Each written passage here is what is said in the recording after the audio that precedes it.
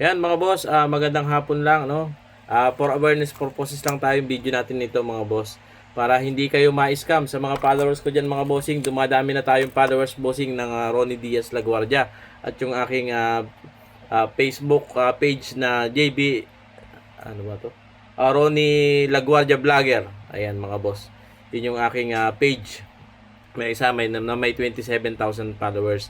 Bali mga boss, nag-quick live, quick video lang tayo mga boss para ma-aware din kayo. Bossing yung R gadgets and speaker mga boss. Yan boss ay marami nang na-scam yan. Mag-iingat po kayo kapag nakatransaction nyo ito mga boss. Kasi ito mga bossing ay isang scammer. Pag na-search nyo ito mga boss, din paki-report na rin mga bossing, no? Kasi para hindi po ito makapang-scam pa. Yan mga boss, balik tayo dito. Ito mga boss, ang page na to ay isang scammer. Baka makatransaction nito mga boss, ma-scam kayo kasi marami siyang post updated na kinuha lang sa ibang seller.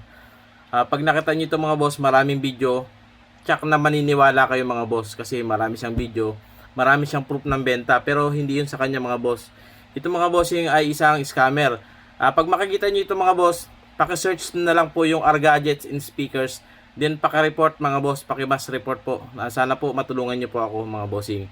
Para hindi na po kayo sa mga may hilig po sa JBL na hindi na po kayo ma-scam ng R gadgets and speakers na to.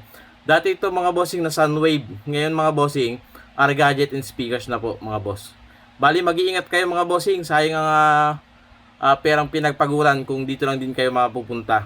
Mura po ang item niya mga bossing pero walang katiyakan na darating ang item or may naligit ang item. Dito mga boss ay scam. Kaya mag-iingat kayo. Kung bibili kayo mga boss, sa akin lang kayo mag PM mga boss. Open po ang tindahan natin para sa walk-in. Para sa ma-check ninyo ang mga item natin bago kayo bumili. Ayan po ang store natin mga boss ha.